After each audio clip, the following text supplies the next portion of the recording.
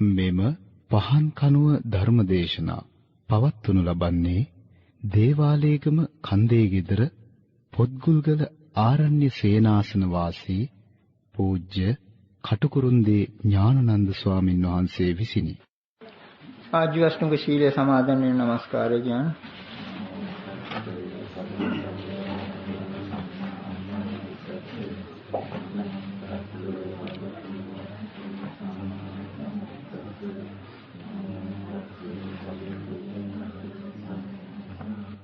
බුද්ධං शरणं गच्छामि ධම්මං शरणं गच्छामि සංඝං शरणं गच्छामि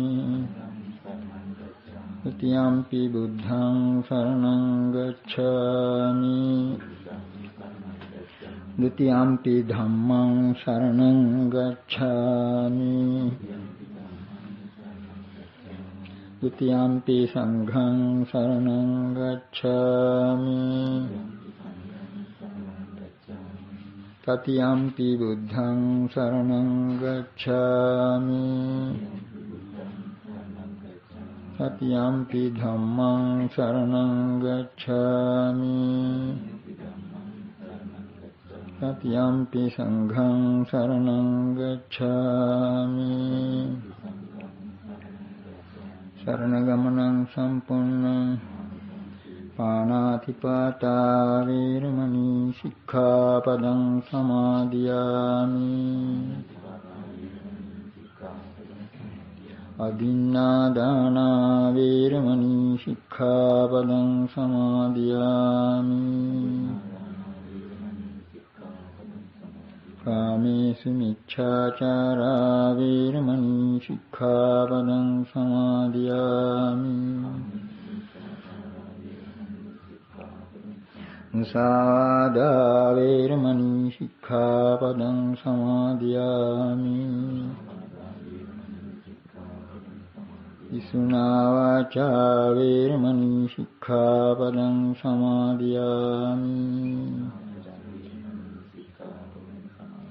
पारुषा वाचा वीरमणि सिक्खापदं समादियामि संफप्पलापा वीरमणि सिक्खापदं समादियामि मिच्छा जीवा वीरमणि सिक्खापदं समादियामि शरणेन साध्यं आजीवट्ठमग शीलं धम्मं साधुकं सुरक्षितं कृत्वा अपमादेन सम्पादितव्यं समन्त चक्रवालेषु अत्रा गच्छन्तु देवता सद्धम्मं मुनिराजस्य शृण्वन्तु सद्गमुखदं ධම්මස්සවන කාලෝ අයං භදන්තා ධම්මස්සවන කාලෝ අයං භදන්තා ධම්මස්සවන කාලෝ අයං භදන්තා නමෝ තස්ස භගවතු අරහතු සම්මා සම්බුද්දස්ස නමෝ තස්ස භගවතු අරහතු සම්මා සම්බුද්දස්ස නමෝ තස්ස භගවතු අරහතු සම්මා සම්බුද්දස්ස අක්ඛේය සංඤෝ සත්තා අක්ඛේයස්මින් පතිඨිතා අක්ඛේයං අපරිඤ්ඤායේ යෝගමායන්ති මච්චුනෝ අක්ඛේයං ච පරිඤ්ඤායේ අඛාතරං නමඤ්ඤති තං හි තස්සන හෝති තී යේන තං වජ්ජාන තස්ස අත්ථීති. සදහවත් පින්නතුනි, ලෝකයේ තියෙන ගැටලු මතභේද වාද විවාද රාශියක්ම භාෂා ව්‍යවහාරය නිසා පැන නගින බව තිලෝගුරු සම්මා සම්බුදුරජාණන් වහන්සේ පටිච්චසමුප්පාද ධර්මය තුලින් හෙළි කර වදාලා. ලොකුම ගැටලුව වන සංසාර ගැටලුවටත් හේතුව ඒකයි. මේ බව ප්‍රකාශ කරන වටිනා ගාථා දෙකක් තමයි අද මේ අවුරුද්දක් ආරම්භ කරන දුරුත පොය දවසේ අපි මේ පින්වතුන්ට දේශනාවට මාතෘකාව හැටියට යොදාගත්තේ. මේ ගාථා දෙක දකින්න ලැබෙන්නේ සංයුත් සංගීය සගතක වර්ගයේ දේවතා සංයුත්තේ සමිද්ධි සූත්‍රයේ. මේ ගාථා දෙකට හොඳ ධර්ම රසයක් ඇති නිදාන කතාවකුත් පොතේ දැක්වෙනවා. බුදුරජාණන් වහන්සේ රජගහ නුවර තපෝදාරාමයේ වැඩ වාසය කරන අවස්ථාවක සමිද්ධි ස්වාමීන් වහන්සේ අලුයම් කාලේ නැගිටලා තපෝදයට ගියා. තපෝදය කියලා කියන්නේ පින්නතුනි ඒ කාලේ රජගහ නුවර තුන උණු වතුරලින් උඩ තපෝදයට වැඩම කරලා පන් පහසු වෙලා එළියට ඇවිත් අඳනිය පමණක් ඇතිව සරිසිරුර වේලනකන් ටිකක් හිටගෙන හිටියා එළියේ. එතකොට එක්තරා දේවතාවෙක් ඒ තපෝදය තමන්ගේ ශරීර ආලෝකයෙන් ආලෝකවත් කරලා සමිද්ධි ස්වාමීන් වහන්සේ ළඟට කිට්ටුවට ඇවිල්ලා අහස ඉඳගෙනම සමිද්ධි ස්වාමීන් වහන්සේ අමතලා මෙන්න මෙහෙම අභියෝග විදිය ගාථාවක් ප්‍රකාශ කරනවා. අභුත්වා භික්ඛති භික්ඛු නහි භුත්වාන භික්ඛසි භුත්වාන භික්ඛු භික්ඛස්සු මාතං කාලෝ උපච්චගා. අභුත්වා භික්ඛති භික්ඛු කියලා කියන්නේ මහාන ඔබ පංචකාම සම්පත්තිය අනුභව කරලා නොවේ මේ භික්ෂාවෙන් යැපෙන මහානකමට පැමිණියේ. මහානකම් කරන්න. නහි භුත්වාන භික්ඛති පංචකාම සම්පත්තිය අනුභව කරලා ඉවර වෙලා මේ මහානකම් කරනව නොවේ. භුත්වාන භික්ඛු භික්ඛස්සු මේ පංචකාම සම්පත්තිය අනුභව කරලා ඉවර වෙලා මහානකමට යන්න. භික්ෂාවෙන් යැපෙන මහානකමට යන්න. මාතං කාලෝ උපච්චගා මේ පංචකාම සම්පත්තිය අනුභව කරන්න හොඳ තරුණ කාලයත් හැරෙලා ඔබ ඉක්මවා යන්න දෙන්න එපා කියලා ධර්මානුකූල නොවන ආරාධනාවක් කළා. ඒකට සමිද්ධි ස්වාමීන් වහන්සේ ඒකට දෙන පිළිතුර මේකයි. කාලං වෝහං නජානාමි ඡන්නෝ කාලෝ නදිස්සති තස්මා අභුත්වා භික්ඛාමි මා මං කාලෝ උපච්චගා. කෙතේරුම කාලං වෝහං නජානාමි මම දන්නේ නැහැ මම මැරෙන වෙලාව. ඡන්නෝ කාලෝ නදිස්සති ඒ මැරෙන වෙලාව මට ආවරණය වෙලායි තියෙන්නේ මට ඒක පේන්නේ නැහැ. තස්මා අභුත්වා භික්ඛාමි ඒ නිසා පංචකාම සම්පත්තිය අනුභව නොකරම මම මේ මහානකමට අමිනලා මේ භික්ෂාවෙන් යැපෙනවා. මා මං කාලෝ උපච්චගා මෙන්න මේ අදහසින් මේ මහානකම කරන්න හොඳ තරුණ කාලය මා ඉක්මවා නොයේවා කියන අදහසින්. ඒකට දේවතාව කිව්වේ තරුණ කාලය පංචකාම සම්පත්තිය විඳින්න හොඳ ඇටියට. සමිද්ධි සාන්නාද කියන්නේ මේ ජරා ජර්ජරිත වෙලාවේ බෑ මහානකම් කරන්න තරුණ කාලේ තමයි කරන්න තියෙන්නේ කියන්නේ ඒක. නම කිව්වට මොකද මේ දේවතාව එතනින් නැවතුන්නේ නැහැ ඊළඟට බිමට බහැලා අර ගාථාවෙන් කර ආරාධනාව තව ඊකට තවත් පෝර දාන්න වගේ කියනවා. මහාන ඔබ මේ තරුණ වයසේ ඉන්න කළු කෙස් ඇතිව භද්‍ර යවුවනේ ඉන්න කෙනෙක් තාම කාමයේ සම්පත්තිය අනුභව කරලා නැහැ. මේ මිනිසෙයින්ටත් අයිති පංචකාම සම්පත්තිය අනුභව කරන්න. මේ ඔන්න ඊළඟට එක්තරා උපදේශයක් කියනවා. අපි ඒක පාලි වචනෙන්ම කිව්වොත් මෙහෙමයි තියෙන්නේ. මා සම්දිට්ඨිකං හිත්වා කාලිකං අනුධාවි. ඒකේ තේරුම මේ සම්දිට්ඨික කියලා කියන්නේ මේ අස්පනා පිට දුටු දැමි එහෙම මේ ඔබ ඉදිරි පිට තියෙන මේ සම්පත් ඒවා අතහැරලා කාලිකං අනුධාවි කියන්නේ මේ කල්යාණ මේ මහානකමේ ප්‍රතිඵල ගැන ඒව ඔස්සේ දුවන්න එපා. ඔන්න එතකොට සමිද්ධි ස්වාමීන් වහන්සේකට දෙන පිළිතුර නැහැරත්නි මම මේ සම්දිට්ඨිකය අතහැර කාලිකයේ ඔස්සේ දුවනවා නෙවෙයි. භාග්‍යතුන් වහන්සේ ප්‍රකාශ කළා තියෙනවා මේ පංච කාම සම්පatti කියන දේවල් කාලිකා කියලා. ඒවා සංසාරේ කල් ගත කරන දේවල්. ඒ වගේම බහු දුක්ඛ බහු පායාස බොහෝ දුක් පායාස ආදීනව ඇති දෙයක් කියලා භාග්‍යතුන් වහන්සේ ප්‍රකාශ කළා තියෙනවා. නමුත් ඒකම මේ ධර්මය සම්දිට්ඨිකයි, අකාලිකයි, එහිපස්සිකයි, ඕපනයිකයි, පච්චත්තං වේදිතබ්බ විඤ්ඤුයි. මේ වචන අපි කලින් මේ අවස්ථින්න දුන්න දේරුම් දිනත් ඇයි කෙටියෙන් කිව්වොත් මේ ධර්මයේ ප්‍රතිඵල මෙලොවම අස්පනා අපිට දැකිය හැකි අකාලිකයි කල් නොයවා අකාලිකයි ඒහිපසිකයි ඒව බලව කියන එකක් මේ ධර්මයේ තුල තියෙනවා. ඕපනයිකම් පියවරෙන් පියවරට ඉදිරියට ගෙනියනවා. පත්‍යත්තන් වේදිතබ්බෝ විඤ්ඤෝ නුවණත්තන් විසින් සෝකී සංතානෙ තුල Tamanට ප්‍රත්‍යක්ෂ කරගන්න පුළුවන් කියන එක. ඒකට ඒක ප්‍රකාශ කළාම මේ දේවතාවා කියනවා ඒත් ඉවස්සයාගේ ඒ තර්කය ඉවර නැහැ කියනවා කෙසේද මහණෙනි භාග්‍යතුන් වහන්සේ මේ කාමයන් කල්යනා දේවල් බොහෝ ආදීනව ඇති දේවල් කියලා කිව්වේ ඒ උපාය බොහොම ආදීන සහිත දුක් සහිත දේවල් කියලා කිව්වේ කෙසේද මේ ධර්මයේ සම්දිටික කියලා භාග්‍යතුන් වහන්සේ ප්‍රකාශ කළේ ඔන්න එතකොට සාමිති සාන්නාද කියනවා අවත්නි මේ මම මේ ළඟදී මහාන වෙච්ච කෙනෙක් මම මේ ධර්ම විනයට අලුත් කෙනෙක් මට ඔය ප්‍රශ්නෙට දිගට සවිස්තර පිළිතුරක් දෙන්න බෑ අන්න භාග්‍යතුන් වහන්සේ ඉන්න රජගහනුවර තපෝදාරාමේ ගිහිල්ලා භාග්‍යතුන් වහන්සේ ළඟට ගිහිල්ලා ඒ ප්‍රශ්නේ අහන්න භාග්‍යතුන් වහන්සේ කියන හැටියට ඒ පිළිතුර දරා ගන්න. ඒකට මේ දේවතාව කියනවා මහණේ මට ඒ භාග්‍යතුන් වහන්සේ ළඟට යන්න ලේසි නෑ, ලේසි පහසු නෑ. මහේසාක්‍ය දේවතාවුන් විසින් පිරිවරන ලදුව නිතර ඉන්නේ භාග්‍යතුන් වහන්සේ මට කිට්ටු කරන්න බෑ. මේ මහණ ඔබ ගිහිල්ලා මං වෙනුවෙන් මේ ප්‍රශ්නේ අහුවොත් මමත් එන්නම් ධර්මය අහන්න. ඉතින් එහෙම කිව්වහම මේ සමිදිසායන්හන්සේ හොඳයි කියලා ඔන්න බුදුරජාණන් වහන්සේ ළඟට ගිහිල්ලා මේ සම්පූර්ණ සිද්ධිය කිව්වා. මේ දෙන්න අතර මේ දේවතාවත් තමන් වහන්සේත් අතර වෙච්ච මේ සාකච්ඡාව සංවාදය කිව්වා. ඒ වෙලාවේ අර දේවතාවත් ඇවිත් හිටියා. ඔන්න බුදුරජාණන් වහන්සේ අර දේවතාවට එල්ල කළා. තමයි අර අපි මාතෘකා කළ ගැඹුරු ගාථා දෙක වදාළේ. අක්ඛේය සංඤිනෝ සත්ත. අක්ඛේයස්මින් පතිත්ථිතා. අක්ඛේයං අපරිඤ්ඤාය යෝග මායන්ති මච්චුන.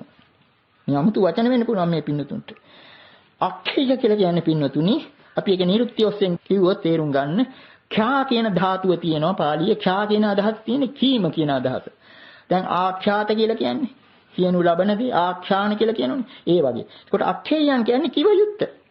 ඒක සමහර විට තෝරන්න පුළුවන් නම් කළ කිව යුත්ත. වචනයෙන් කිව යුත්ත. එතකොට අක්ඛේය සංඤිනෝ සත්තා කියලා කියන්නේ සත්‍යෝ වචනයෙන් හෝ නම් කළ කිය යුතු දේ පිළිබඳ සංඥාව ඇත්තාහුය. අක්ඛේයස්මින් පතිත්ථිතා කියලා කියන්නේ නම් කළ කිව යුතු දේ මතම පිහිටියාහුය මේ සත්‍යය. ඊට වැඩි දෙයක් නැහැ. වචන විතරයි. ඊළඟට අක්ඛේයං අපරිඤ්ඤාය මේ නම් කළ කිව යුතු දේ පිළිබඳව පිරිසිදු අවබෝධය නැතිකම නිසා, හරි අවබෝධය නැතිකම නිසා මොකද්ද වෙන්නේ? යෝග මායන්ති මච්චුනෝ. මායාවේ විය ගහ යටට එනවා, මායාවේ බැම්මට යට වෙනවා. සංසාරේ දිගට දිගට යනවා කියලා. ඊළඟට අනිත් පැත්ත කියනවා අක්ඛේයංච පරිඤ්ඤාය යම් කෙනෙක් ඒ රහතන් වහන්සේලා පිළිබඳවයි කියන්නේ ඒ කිව යුත්තේ එහෙම නැත්නම් නම් කර කිව යුතු දේ පිළිබඳව පිරිසිදු අවබෝධය හරියාකාර අවබෝධය ලබාගෙන අක්ඛේයංච පරිඤ්ඤාය අක්ඛාතාරං නමඤ්ඤති ඒක හරි අවබෝධයක් නම් අක්ඛාතාරා කියලා කියන්නේ කියන්නා කියන සංඥාවක් නැති වෙනවා කර්තෘ කෙනෙක් පිළිබඳ අදහසක් නැති වෙනවා හරියට තේරුම් ගත්තා නම් භාෂාව පිළිබඳ අක්ඛාතාරං නමඤ්ඤති කියන්නේ කියන හැඟීමවත් ඒ මඤ්ඤණාවත් ඇති කරගන්නේ නැත. තං හිතසන හෝති තීරහතන් වහන්සේ දෙබන්දක් ඒ හිතවිල්ලක් ඉන්නේ නැහැ. යේනං වජ්ජා නතස්ස අත්ති. ඒ කියන්නේ යමෙක් ඔහු පිළිබඳව රහතන් වහන්සේ පිළිබඳව කතා කරනවා නම් ඒ කතා කරන්න මාතෘකා දෙකුත් නැහැ එතන. රහතන් වහන්සේලා ඒවයින් නිදහස් කියන එකයි. ඒ වාග් ව්‍යවහාරවල.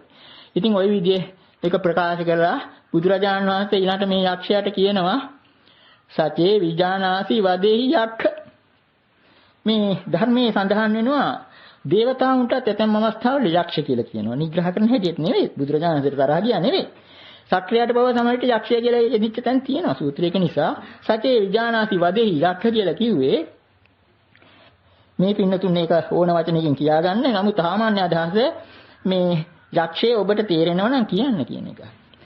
එහෙම කිව්වහම මේ යක්ෂයා කියනවා භාග්‍යතුන් වහන්සේ මට ওই භාග්‍යතුන් වහන්සේ කෙටියෙන් කියාපු එක මට තේරෙන්නේ නැහැ. මට මේක සවිස්තරව තේරුම් කරලා දෙන්න කියලා කිව්වහම ඔන්න බුදුරජාණන් ඊටත් වැඩි අමාරු ගාථාවක් ප්‍රකාශ කරනවා. සමෝ විශේෂී අථවාන් හීනෝ යෝ මඤ්ඤති සෝ යවදේත තේන. තීසු විධාසු අවිකම්පමානෝ සමෝ විශේෂීති නතස්ස හොති. සමෝ විශේෂී අථවාන් හීනෝ කියලා කියන්නේ මේ කියන්නේ මානයන් ගැන මාන තුන ගැන කියන්නේ සමය විශේෂයේ හීනය කියලා කියන ඒ මාන යම් කෙනෙක් ඒ පිළිබඳව මඤ්ඤණාවල් ඇති කර ගන්නවා නම් හිතා ගන්නවා නම් ඒ මාන தত্ত্ব ගැන යෝ මඤ්ඤති සෝ විවාදේත ඒ නිසා විවාද වලට පටලැවෙනවා අර කියාපු අර මාන තුන නිසා. තීසු විධාසු අවිකම්පමාන. තීසු විධාසු කියලා කිව්වේ අන්න අර කාරණා මානය පිළිබඳ කාරණා තුනයි. හීන විශේෂ සම. හිතා ගන්න පුළුවන් මේ ඒ කියාපු විධාන ඒ තුන පිළිබඳව ඒවායේ කම්පා නොවෙන තැනත්තා තීසු විධාසු අවිකම්පමානෝ සමෝ විශේෂිත නසස්ස හෝටි. ඔහුට සම විශේෂ කියන ભેදයක් ඇති වෙන්නේ නැහැ. ඕක කියලාත් බුදුරජාණන් වහන්සේ සතේ විඥානාසි වදෙහියක් යක්ෂයා මේක තේරෙනව නම් කියන්න කිව්වා. ඔන්න එතකොට මේ යක්ෂයා කරකෙවිල යන්නේ නැති. යක්ෂයා කියනවා අනේ භාග්‍යවතුන් මට ඕකත් තේරෙන්නේ නැහැ. මට මේක තව විස්තරව කියලා දෙන්න. යා මේක තේරුම් ගන්න තව විස්තරව කියන්න. ඔන්න බුදුරජාණන් වහන්සේ ඒකටත් වැඩිය බරපතල ගාථාවක් ඊළඟට වදාරා. පහාසි සංඛං මෙචමාන මජ්ජගා අච්ඡචිතංහං ඉදනාම රූපේ තං චින්න ගන්තං අනිඝං නිරාසං පරියේසමානා නාජගමු දේවා මනුස්සා ඉදවා හුරංවා සග්ගේසුවා සබ්බ නිමේසනීසු. ඒකත් අපි තේරුම් කරොත් මෙහෙම සාමාන්‍ය තේරුම ඉස්සෙල්ලා කියමු. පහාසි සංඛං. එතන සංඛා කියන වචනේ යෙදෙනවා. අපි මේකට අවස්ථාවල මේ පින් කලින් අවස්ථාවේ මේ පින් තුන තේරුලා තියෙන සංඛා කියලා කියන්නේ අපේ සාමාන්‍ය ව්‍යවහාරයේ තියෙන සංඛ්‍යාව කියන්නේ ඉලක්කමනේ. අපි පෙන්ලා දුන්නා භාෂා ව්‍යවහාරයේ ප්‍රාථමිකම දේ තමයි ඉලක්කම. ඔය ගොළුෝ එහෙම කතා කරන්නේ ඇඟිලි වලින් එහෙම. ඉලක්කම තමයි ප්‍රාථමික. එතකොට පහසේ ගිනීම කියලා ගත්තාම හරි. පහසේ සංඛං කියන්නේ මේ රහතන් වහන්සේලා පිළිබඳව කියන්නේ රහතන් වහන්සේලා ගිනීම් අතහැරියා. ගිනීම් කරන්නේ අර වචන ඔස්සේනේ. ගිනීම් අතහැරියා. පහසේ සංඛං නැච මාන මජ්ජගා. ඒ වගේම මානයට ගියේ නෑ. එතකොට ගිනීම් අතහැරියා වගේම මැනීමුත් අතහැරියා. ඔන්න රහතන් වහන්සේ. පහසි සංඛං නැච මාන මජ්ජිකා. ඊළඟට මොකද ඒක කරන්නේ? උනේ මොකද? අච්චච්චි තණ්හං ඉද නාම රූපී. මේ නාම රූපය පිළිබඳව තණ්හාව අතහැරියා. කොටින්ම කියතොත් නාම රූපය පිළිබඳව අපි තේරුම් කරලා තියෙනවා මේ නාම රූප කියන්නේ නැමීම නොවේ. අර නාමයේ ඒවා අපි කලින් තේරුම් කරලා තියෙනවා. ආයි නැවත කියන්න ඕනේ නෑ. කෙටියෙන් සලකා ගන්න වේදනා සංඥා චේතනා පස්ස මනසිකාර කියන මේ නාම ධර්මාශ්‍රයෙන් තමයි පඨවි ආපෝ තේජෝ වායෝ කියන මහ භූත ධර්මාශ්‍රයෙන් යම් රූප සංඥාවක් ගන්න. ඒකට ලෝකයා බැඳෙන්නේ මේ නාම රූපේ. ඒ නාම රූපය පිළිබඳව තණ්හාව කපා අච්චචි තණ්හං ඉද නාම රූපේ. ඔන්න තං චින්න ගන්තං අනිඝං නිරාසං. ඒ තණ්හා බන්ධනේ නාම රූපය පිළිබඳ තණ්හා ගැටේ කපා දැමු. ඒ රහතන් වහන්සේ පිළිබඳව කියන්නේ අනිඝං නික්ලේශී නිරාසං ආශාව රහිත. ඒ රහතන් වහන්සේ පිළිබඳව පරියේසමානා නාජ්ජගමු දේවා මනුස්සා ඉදවා හුරංවා දෙවියොත් මිනිස්යනුත් ඒ රහතන් වහන්සේ අඳුන ගන්න. ඒ හිත මොකක් අරමුණු කරගෙන තියෙනවද කියලා අඳුන ගන්න. පරියේසමානා නාජ්ජගමු උන්ට හැකි වෙන්නේ නැහැ. රහතන් වහන්සේගේ හිත ගන්න අරමුණ මොකක්ද කියලා දැනගන්න බෑ දෙවියන්ටවත් මිනිස්යන්ටවත්. දේවා මනුස්සා ඉදවා හුරංවා මෙහිවත් පරලෝවත් සග්ගේසුවා සබ්බ නිවේසනීසු. දිව්‍ය ලෝකවලවත් කිසිම භව තත්වයකවත් රහතන් වහන්සේගේ හිත මොන අරමුණක් ගන්නවද කියලා දෙවියන්ටවත් මිනිසුන්ටවත් කියන්න බෑ. එතකොට මේ දේවතාවට මොකද්ද වෙන්නේ නැත්තේ? ඉතින් ඒකටත් ඉවර කරන්නේ බුදුරජාණන් වහන්සේ සත්‍ය විඥානසි වදෙහියක්. යක්ෂය තේරෙනවා නම් කියන්න. යක්ෂයට කර කියාගන්න දෙයක් නැහැ. පස්සේ එයාට තේරෙන මට්ටමින් කියනවා මට මේ භාග්‍යතුන් වහන්සේ කියන එක තේරෙන්නම් මෙහෙමයි මේ විදිහටයි මට තේරෙන්නේ. කාමයන් අතහැරලා මේ සාමාන්‍ය අදහස ඒ දේවතාව කියන්නේ මට ඔබ වහන්සේ කියන එකේ තේරුම තේරෙන්නේ මෙහෙමයි. මේ කාමයන් ආදී අතහැරලා යම් කෙනෙක් සති සම්පජාඤ්ඤයෙන් යුක්තව සිටිනවා නම් අන්නේ තැනත්තා අර අනර්ථකාරී දුක් වලටපත් වෙන්නේ නැහැ කියලා ඒකේටි අදහස යක්ෂයා ප්‍රකාශ කළා. ඉතින් ඒ යක්ෂයා පිළිබඳ කතාව එහෙමයි. ඉතින් මේ කෙනෙකුට සැක හිතෙන්න පුළුවන් ඇයි මේ බුදුරජාණන් වහන්සේ මේ අර යක්ෂයාට මේ ගැඹුරු ගාථා කිව්වේ කියලා. මේ සමහර විට අර ශාසනය ලිහිල් කළ අරගෙන අර සමිද්ද ස්වාමීන් වහන්සේට මේ විදිහට ගිහි වෙන්න එහෙම නැත්නම් පංචකාම සම්පත්තියට පොළඹවන්න අර විදිහට කිව්ව නිසා යක්ෂයාට මේ ශාසනීය වටිනාකම පෙන්වන්න වෙන්න පුළුවන්. කොහොම නමුත් අපිට හිතන්න තියෙන්නේ බුදුරජාණන් වහන්සේ මේ ගැඹුරු ධර්මයේ ඇතම් අවස්ථාවල් වල ප්‍රකාශ කරලා තියෙන්නේ මොනේ යකෙකුට හරි වැටේවා කියන අදහස. ඉතින් මේ කොටින්ම කියතොත් අපි වුණත් මේ දේශනා පවත්වන්නේ මේ අදහසිනුයි. කොයික හරි වේවා අපි දැන් ඔන්න මේ ගාථාවල අර්ථය ටිකක් විග්‍රහ කරන්න බලමු. අර අක්ඛේය සංඤිනෝ ගාථාව තවත් සවිස්තරව කිව්වොත් අක්ඛේය සංඤිනෝ සත්ත අක්ඛේයස්මින් පතිත්ථිතා. මේ කියන්නේ අර අපි කලින් කිව්වා වගේ භාෂා ව්‍යවහාරය. මේක ලෝකයා මේ භාෂා ව්‍යවහාරය ලොකුවට අරගෙන මේ සංඥාව උන්ගේ සංඥාවල තියෙන මේ ව්‍යවහාරය උඩ අක්ඛේය සංඤිනෝ. ඒක නිසාම ඒවායේ පිහිටලා සිටිනවා. අක්ඛේයස්මින් පතිත්ථිතා ඒවායේ යථා ස්වභාවය දන්නේ නැහැ. මේ වචනවල දැන් මේකද මේ භාෂාව කියන එක හැදිලා තියෙන්නේ මේ පින්නතුන් දන්නවා. භාෂාවක් නම් කර්තෘ කර්ම ආඛ්‍යාත ආදි වශයෙන් ව්‍යාකරණයේ තියෙන්නේ. ඒවා බෙදින් තියෙනවා. නාමපද තියෙනවා, ක්‍රියාපද තියෙනවා, නාම විශේෂණ තියෙනවා, ක්‍රියා විශේෂණ තියෙනවා, නිපාත පද තියෙනවා. ඔක්කොම එකතු වෙලා තමයි භාෂාවක් හැදෙන්නේ. මේකෙදි කරන්නේ කියන්නේ දැන් කර්තෘ ඔකට කියනවා සාමාන්‍යයෙන් ග්‍රාහක භේදයක්. අල්ලගන්න කෙනෙක් ওই දෙයතාව තුලයි භාෂාව හිර වෙලා තියෙන්නේ. ඉතින් නමුත් මේකයි ලෝකයා ලොකුවට ගන්න. අක්ඛේය සංඤිනෝ සත්තා. ඒකෙම පිහිටලා. ඒ නිසා අක්ඛේය අපරිඤ්ඤාය ඒක හරියට තේරුම් නොගැනීම නිසා මායයට යට වෙනවා. දැන් මේක ටිකකට හිතා ගන්න මීට කලින් අවස්ථා කීපයක අපි නාම රූප ගැන කියනකොට ඒ දඬ උඩ බල්ලා දැන් ටිකක් පරණ වෙලා. ඊට වැඩි හොඳ උපමාවක් මේ පින්නතුන්ට හිතට වදින්න නාසිසස් කතාව කිව්වා. ඒ නාසිසස් කියන ග්‍රීක තරුණයා, රෝමත් ග්‍රීක තරුණයා තමන්ගේ මූණ කවදාවත් දැකලා නැහැ. දවසක් කැලේ විදිනකොට බොගුණකට නැඹුරු වෙලා තමන්ගේ රෝමත් මුහුණ දැකලා රැවටිලා දෙව ගණක් කියලා වැළඳ ගන්න දින ගණනක් උත්සාහ කරලා අන්තිමට එතනම ජීවිත පූජා කළා. ඒ පූජා කළේ ආත්ම ස්නේහ නිසා. ඒක නිසා නාසිසිසම් කියන වචනය ශබ්දකෝෂවල දැන් දකින්න ලැබෙනවා. ඒ නාසිසස් කියන ඒ නම ඒක දැන් ආත්ම ස්නේහයට වචනක්. ඉතින් ඒක ඒ අතට හිතුවොත් අපිට හිතන්න තියෙන්නේ අන්න නාම රූපය කියලා ගත්තොත් අර අක්ඛේය කියන එකට අක්ඛේය සංඤිනෝ සත්තා. සාමාන්‍ය ලෝකයේ අර නාම රූපය පිළිබඳ සංඥාව ඇත්තාහුය. නාම රූපෙම පිහිටියාහුය. නාම රූපේ යථා ස්වභාවය නොදැනීම නිසා නැවතත් මායයගේ කටියට උනේ. කොරේ නාහිසස් විතරක් ඒක හැටියට කියන අපිට හිතන්න තියෙන්නේ. අපි කවුරුත් සංසාරේ මේ ජීවිතයක් අවසානයේදී දන්න ආත්ම ස්නේහය මොකක්ද කියලා හිතලා බලන්න. මහා ධනවත් කෙනෙක්, දරු මල්ලන් නැතිව බොහොම වස්තු ඇති කෙනෙක් අවසාන හිත කොහොමද යන්නේ? මේ මම කියලා ගත්ත ඒකට නේ.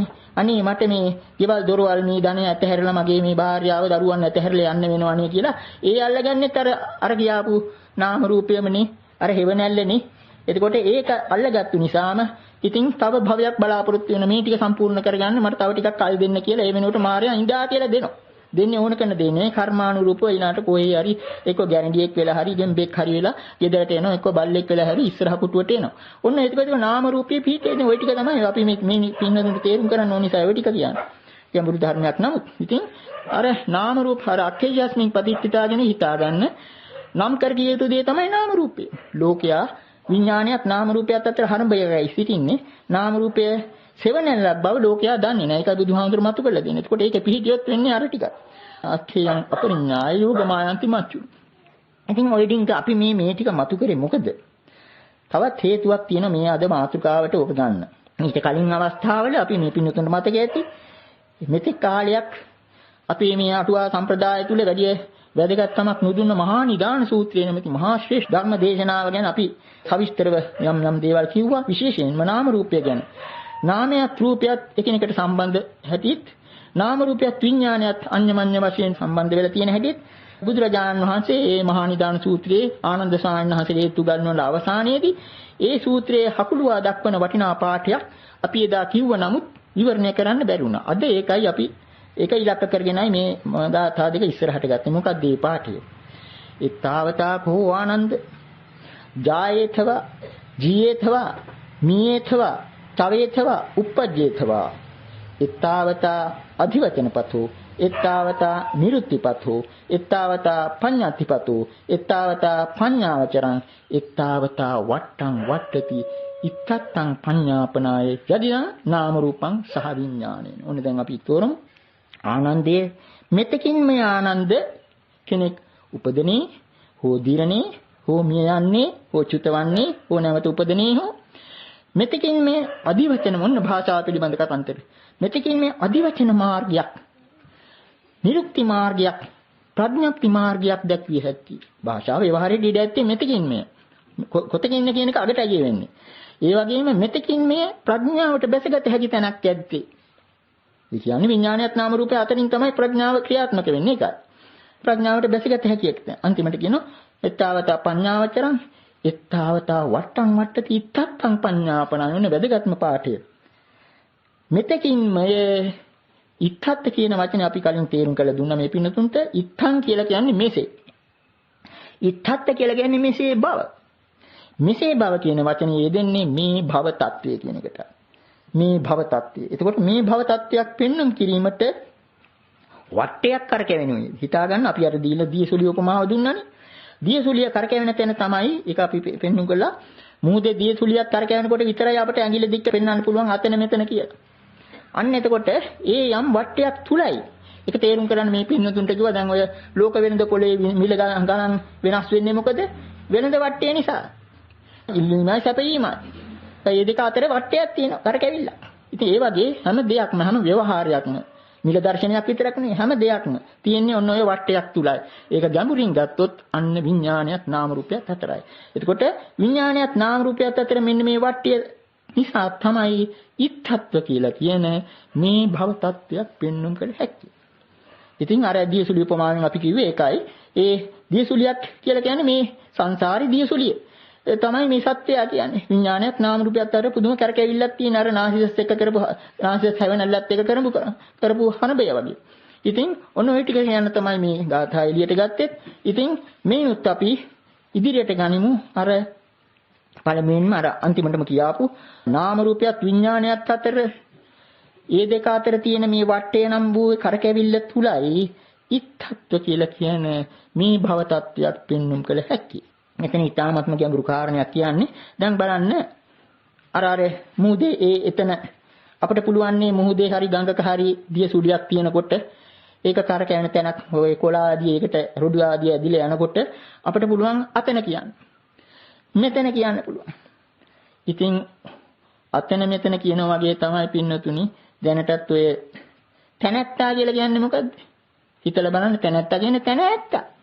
ඒ තැනැත්තා මේ තැනැත්තා ඊළඟට සංඛ්‍යා වාදල නම් අර තැන මේ තැන කියලා කියන ඔය දාන ගෙදර වල අහන්න ලැබෙන්නේ මේ තැන අර තැනට බෙදන්න කියලා. ඉතින් ඒ වගේ අර තැන මේ තැන කියන්නේ අර සත් පුද්ගලයා. එතකොට ඔය තැන කතාව තුල තමයි ව්‍යාකරණයේ ආරම්භය තියෙන්නේ. ඉතින් අපි සමහර වෙලාවට පෙන්වන අස්මිමානය කියලා කියන ඒ මූලික මම පිළිබඳ සංඥාව තමා පිළිබඳ සංඥාව බුදුරජාණන් වහන්සේ කියන අන්තිම භාවය පිළිබඳ අන්තිම කොන ඉතුරු වෙන ටික තමයි මේ වෙමි කියන මානය. වෙමි. කොහොම හරි ඒ පුද්ගල සංඥාව ඇති වුණාට පස්සේ තමයි ඔන්න ව්‍යාකරණයට පණෙන්නේ. කොහොමද? මම මෙතන ඔබ ඔතන ඔහු එතන. එහෙම නේද? තියෙනවනේ ඔය උත්තම පුරුෂයා මමනේ. මධ්‍යම පුරුෂ ඔබ. එතන ඉන්න ඔහු තමයි ප්‍රථම පුරුෂයා. ඔය කියන්නේ ව්‍යාකරණයේ සැකිල්ල. ඉතින් ව්‍යාකරණයේ සැකිල්ල සකස් වුනේ ඔන්නෝක තුලයි. උකයි බුදුරජාණන් වහන්සේ කියන්නේ. ඔය ව්‍යාකරණයට යටවීම නිසායි, භාෂාවට යටවීම නිසායි මිනිසෙට නිවන තෝරගන්නත් බැරි, මේ සංසාරයෙන් මිදෙන්නත් බැරි. යම්ුරින් කල්පනා කරගත්තොත්. නමුත් මේ ව්‍යාකරණයේ තණ්හාවෙත් අවිද්‍යාවෙත් නිර්මාණ. අනිත් පැත්තට ඒක මේ 아무තු දෙයක් නෙවෙයි. අවිද්‍යාවත් තණ්හාවත් නිසා ලෝක සත්‍යය මේ ව්‍යවහාරයට යටි වුණා. ව්‍යවහාරයට ගැටි වුණා. ව්‍යවහාරයේ අර්ථය තේරුම් ගත්තේ නැහැ මේක මොකක් සඳහාද කියලා. නමුත් බුදුරජාණන් වහන්සේ පෙන්වුවා මේක ව්‍යවහාර මාත්‍රයක් පමණයි. මොකද ඊළඟට මේ එකම තියෙන අපි මේ තවත් කාරණයක් කියමු. මේ පින්නතුන් තුනත් ඇති වෙන්න පුළුවන් සැකයක් එක්තරා අවස්ථාවක දේවතාවෙක් බුදුරජාණන් වහන්සේ ඉදිරිපත් කළා. ගාථාවකින් ඉදිරිපත් කරේ අපි දිගට කාටාව නැතත් මෙහෙම කියමු. කොහොමද මේ රහතන් වහන්සේලා මේ හැම එකක්ම කරලා කෘත්‍ය කරලා වැඩ කටයුතු අවසන් කර රහතන් වහන්සේලා අහං වදාමි කියලා කියන්නේ මම කියමි කියන්නේ මමං වදන්ති අනිත් අය මට කියනවා කියලා කියන්නේ මොකද මෙහෙම කියන්නේ කියලා බුදුරජාණන් වහන්සේගෙන් ඇහුවා. මාන්නයක් නිසාද එහෙම කියන්නේ? ඒකට බුදුරජාණන් වහන්සේ කිව්වේ මාන්නයක් නිසා නෙවෙයි කියලා. ඔන්න ඒ ගාථාව අවසාන වෙන පද දෙක අපි කියමු. ලෝකේ සමඤ්ඤං කුසලෝ විදිත්වා වෝහාරමත්තේන කෝහරි. ලෝක ව්‍යවහාරය පිළිබඳව හරි අවබෝධයක් ඇති කරගෙන ඒ දක්ෂකම ඇති කරගත්තු රහතන් වහන්සේලා වෝහාරමත්තේන හුදෙක් ව්‍යවහාර මාත්‍රයක් වශයෙන් පමණ අර කියාපු විදිහට මම ඔහු ඔය කියාපු භාෂා ව්‍යවහාරي පාවිච්චි බුදුරජාණන් වහන්සේ පවා මම කියලා යදනුනේ රහතන් වහන්සේලා පමණක් නෙවෙයි. අන්න එතකොට තේරුම් ගන්න මෙතන භාෂාව ව්‍යවහාර කීම නෙවෙයි වරද. ව්‍යවහාරයක් බව තේරුම් ගැනීමයි. ඒ ටික ලෝකයට නැති නිසා ඒක තර්කකාරයත් දාර්ශනිකයත් විද්‍යාඥයත් ඔක්කොම මේ වචනය තුල හිර වෙලා තමයි මෙච්චර මේ මහා අවුලක් ඇති කරගෙන අනිත් අයගේ සංසාරෙ දික් කරගන්නේ තමන්ගේ සංසාරෙ දික් කරගන්න. ඔන්න ඔයයි කෙටියෙන් කියනවා. ඉතින් ඒකේ රහස හෙළි වෙන තවත් මහා පුදුම කෙටි පාඨයක් බුද්ධ වචනයක් සඳහන් වෙනවා. ඒකත් අපි මතක් කරමු. දැන් අපි කිව්වා සංඥාව අර අක්ඛේය සංඤිනෝ කියන එකෙන් තේරෙනවා සංඥාවත් ව්‍යවහාරයත් සම්බන්ධ බව. සංඥාව ලෝකයා තුල යම් සංඥාවල් ගැනීම සිරිතක් තියෙනවා. සංඥාවත් ව්‍යවහාරයත් සම්බන්ධ. ඕක මහා පුදුම විදිහට බුදුරජාණන් වහන්සේ දක්වන එක්තරා පාඨයකින් ඕහාර වේපක්ඛාහම් භික්කවේ සංඥං වදාමි. යථා යථානං සංජානාති තථා තථා වෝහරති එවං සංඤී අහෝසින්ති. අන්නර සංඥාවත් ව්‍යවහාරයත් අතර පුදුම සම්බන්ධතාව බුදුරජාණන් වහන්සේ පෙන්වුම් කරන්නේ කොහොමද? වෝහාර වේපක්ඛහං භික්ඛවේ සංඥං වදාන. මහණෙනි මම කියනවා සංඥාවේ විපාකයේ ව්‍යවහාරයයි. විපාකය කියන වචන කොට කියනකොට මේ පින්නතුන්ට කර්ම විපාක හිතෙන්නේ එහෙම එකක් නෙමෙයි මේ කියන්නේ. සංඥාවම මෝරා යාමෙන් තමයි ව්‍යවහාරයක් හැටියට වචන ආදී එළියට එන්නේ. වෝහාර වේපක්ඛහං භික්ඛවේ සංඥං වදාන. මේක තවත් පැහැදිලි කරනවා යථා යථානං සංජානාති තථා තථා වෝහරති එවං සංඤී අහෝසි. යම් යම් ආකාරයකින් කෙනෙක් සංඥාවක් ඇති කර ගන්නවාද ඒ තැනත්තා ඒ සංඥාව කියන්නේ හැඳිනීම බව දන්නෝනේ මේ පින්නතුන්. හැඳිනීම විතරක් ඇති කරේ නවතින්නේ නැහනේ. ඒ හැඳිනීම අනිත්‍යයට කියන්නත් එපායි. ඔන්න ඊළඟට හැඳින්වීමක් කරන්න වෙනවා. එතකොට තමයි ව්‍යවහාරයේ භාෂාව ඕන වෙන්නේ. ඉතින් තථා තථා වෝහරති එවං යා ගිහිල්ලා කියන්නේ කොහොමද අනිත් එක්කෙනාට මම මෙවැනි සංඥාවක් ඇතිව සිටියෙමි. එතනම අහුවෙලා ඉවරයි. මම මෙවැනි සංඥාවක් ඇතිවෙමි සිටියෙමි කියලා අනිත් එක්කෙනාට කියනවා. අන්න බලන්න කොයිතරම් ගැඹුරුද මෙතන. වෝහාර වේපක්ඛහං භික්ඛවේ සංඥං වදාමි. ඒ කියන්නේ සංඥාවේ විපාකය. සංඥාව තුලින්. ඒ නිසා තමයි ඉතින් ගැඹුරින් මේ අපේ පොතපත කියවපු පින්නතුන් දන්නව ඇති. පపంచ සංඥා සංඛා කියලා කියන්නේ ප්‍රපංච සංඥාවෙන් මේ ලෝකයේ භාෂාව තුල හිර වෙන ප්‍රපංච සංඥාව නිසා ඇති වෙන සංඛා. සංඛා කියන්නේ ගිනීම. ගිනීම කියලා කියන්නේ ඉලක්කම පමණක් නෙවෙයි වචනේ. වචන ව්‍යවහාරය. එතකොට ඔන්න ඔය විදිහේ දෙයක් මහා ගැඹුරු පැත්තක් ඔයක තියෙනවා. යථාතානං සංජානාති. ඉතින් ඒක මේ සංඥාවත් ව්‍යවහාරයත් අතර සම්බන්ධතාව තේරුම් ගැනීම ඉතාමත්ම වැදගත් කාරණයක්. මොකද මේක තුලින් තමයි අපිට දැන් ඔය බොහෝ දිනාට තෝරගන්න බැරි භවය පිළිබඳ තත්වයක්. දැන් අර කිව්ව රහතන් වහන්සේලා භවයේ නැtei කිව්වේ මොකද? ඒ ලෝකයේ තියෙන දැන් අර කලින් කිව්වනේ සංඥාව නිසාය ව්‍යවහාරයට අනුගුරු වෙන්නේ කියලා. එතකොට මේකෙන් මිදෙන්නේ කොහොමද? අත් මිදෙන්නේ කොහොමද කියන ප්‍රශ්නය කෙනෙකුට ඇති වෙනවා. මහා ආශ්චර්යවත් දෙයක් තමයි. නැත්නම් සූත්‍රවල තියෙනවා බොහෝ දෙනාගේ සැලකිලි යොමු නොවුණු මෑතක් වෙනතුරු රහතන් වහන්සේලාගේ අරහත් ඵල සමාධි අවස්ථාවේදී උන්වහන්සේලා සම්පූර්ණයෙන්ම සංඥාවෙන් විමුක්ත වෙනවා. ලෝකේ යම් දෙයක් තිබෙනවා නම් සංඥාවක් හැටියට ගන්න අරමුණක් තියෙනවා. ඒ ඔක්කොම අරමුණු වලින් ඉවා හිත මුදා ගන්නවා. ඒ தත්ත්වය පැහැදිලි වෙන එක්තරා සූත්‍රයක් අපි කියතොත් මුගක් සූත්‍ර තියෙනවා. සන්ද කියන ස්වාමීන් වහන්සේට අවස්ථාවක බුදුරජාණන් වහන්සේ ප්‍රකාශ කළා ඒ රහතන් වහන්සේ එහෙම නැත්නම් එතෙන්දී යොදලා තියෙන ආජානීය පුරුෂයා කියලා. ආජානීය පුරුෂයාගේ අමුතුම විදිය ධානයක්. අමුතුම විදිය ධානයක්. කොබඳු කෙමඳු එකක්ද කියලා තෝරන්නේ මෙහෙම. ඒ ආජානීය පුරුෂයාට පඨවිය පිළිබඳ පඨවි සංඥාව නැහැ. පඨවි සංඥා විභූත. ආපෝ පිළිබඳ ආපෝ සංඥාවක් නැහැ. තේජෝ පිළිබඳ තේජෝ සංඥාවක් නැහැ. වායෝ පිළිබඳ වායෝ සංඥාවක් නැහැ. මේක කිව්වහම දැන් මේ පින්නතුන්ට මතක පහුගිය දේශනා අහපු පින්නතුන්ට මතක් කරන්න අපි දීපු උපමාවක්. බොහෝ දිනාට ගැටලුවක් නිසා. දැන් බාහිර ද්‍රව්‍ය නැtei කියනවාද මේ ධර්මයේ? මේක හිත විතරයි කියලා කියනවාද? නැහැ. ඒ ටික අපි තෝරන්න ගත්තේ අන්ධයෙකුගේ උපමාව. අපි ටිකකට හිතමු අන්තේ හිම කුට්ටියක් ළඟට යන. හිම කුට්ටියක් ළඟට ගිහිල්ලා හිම කුට්ටිය හැපෙනකොට එයාට පේන්නේ නැහනේ ආපහු එන්නේ පටවි සංඥාව අරගෙන. ඊළඟ සැරේ යනකොට හිම කුට්ටිය උණු වේගෙන යනවා. කිට්ටුවට යනකොට රස්නේ එන්නේ තේජෝ සංඥාව අරගෙන. තුන්වෙනිව යනකොට මේක වතුර වෙලා ගිහිල්ලා එන්නේ ආපෝ සංඥාව අරගෙන. හතරවෙනි සැරේ යනකොට මේක වාෂ්ප වෙනවා. එන්නේ වායෝ සංඥාව. ඔන්න දැන් කිට්ටු කරගන්න පුළුවන්. එතකොට සාමාන්‍ය ලෝකයා අන්ධයි. අර මහා භූත ධර්ම තනි වඳුන ගන්න බැරි දේවල්. මේවා සම්මිශ්‍රණය වෙලා තිබෙන්නේ. නමුත් ඒ අවස්ථානුකූලව අර පොඩි දරුවා අර පින්තූරකින් අයනු බයනු අඹ කියලා ගන්නවා වගේ අර පටවි සංඥාව තුලින් ඒවායේ අර නාම ධර්ම තුලින් වේදනා සංඥා ආදීන් ඒවායේ තද ගතිය නිසා ඒකට අර ගිහිල්ලා හැපුණු නිසා ඒක පටවි කියලා හිතාගත්තා. දෙවෙනි සැරේ යනකොට අන්න අර විදිහට ආපෝ ඒ කියාපු නාම ධර්ම තුලින් මේව හඳුන ගන්න වේදනා සංඥා චේතනා පස්ස මනසිකාර. ওই දෙක මහා පුදුම විදිහට බැඳිලා තියෙනවා. එතනමයි තමයි අපි අර පහුගිය සැරේ කිව්වේ අන්තෝ ජටාව.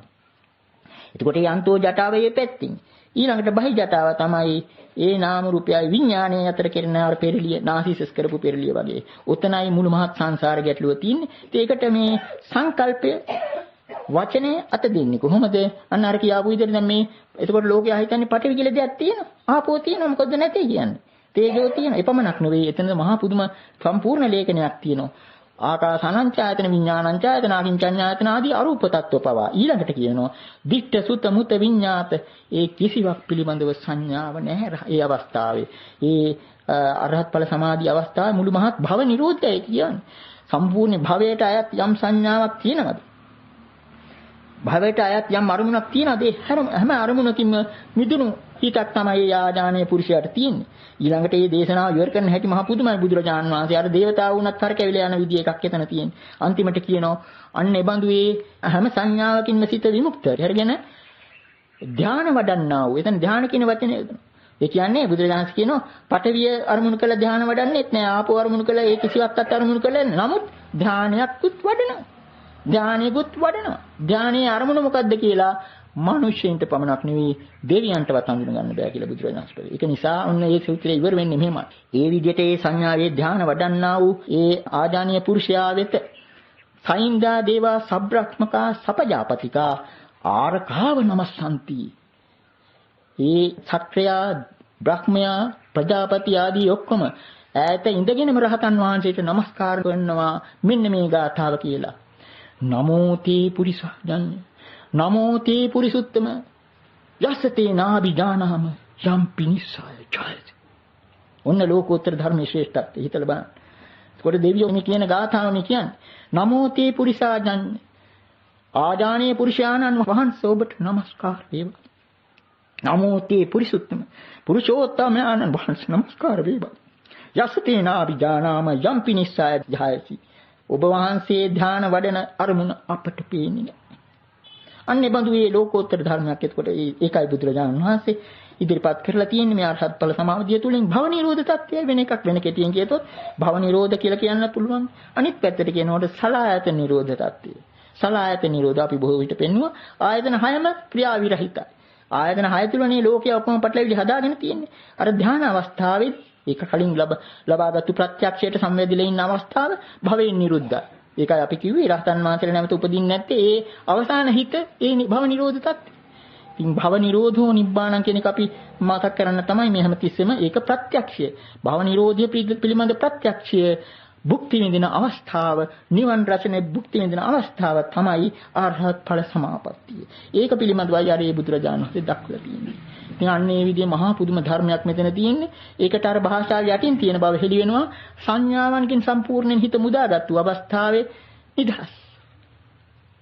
ඒකට කිසිම අරමුණක් නැහැ. ඒකට ඒ හිතට හඳුන්වන තව වචන මේ පින්නතුන්ට කලින් කියලා තියෙනවා. අනාරම්මණං. සහත් හිත හඳුන්වන අපපතිච්ඡං අපවත්තං අනාරම්මණං. ඒ සිත කොහෙවත් පිහිටලා නැහැ.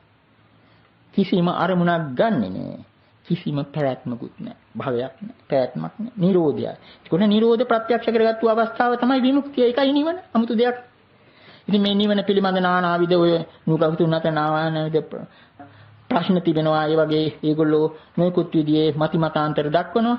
උච්ඡේදය කියලා කියනවා. අන්න ඒක නිසා අපි මේ එතන ඉඳලා ගනිමු යම්කිසි දෙයක් විශේෂයෙන් කියන්න. මේ පින්නතුන්ට කලින් අවස්ථාවක අපි පසුගිය දේශනාවේ එන්න ඕන කිව්වා බුදුරජාණන් වහන්සේ මේ විඥානීය පිළිබඳව කියාපු ටික.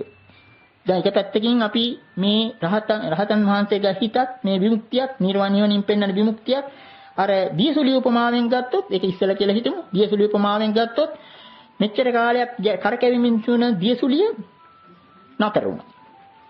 දියසුලිය නතර වුණා. ඇත්ත වශයෙන්ම මේ දියසුලි කතාව මේ අපි මතු කරගත්තු එකක් නෙවෙයි. බුද්ධ වචනේ සූත්‍රවල හැංගිලා වගේ තියෙන එකක්. මොන හේතුවකින් හරි අටුවාචාර්යන් වහන්සේට අහුවෙලා නැති බවයි පේන්නේ.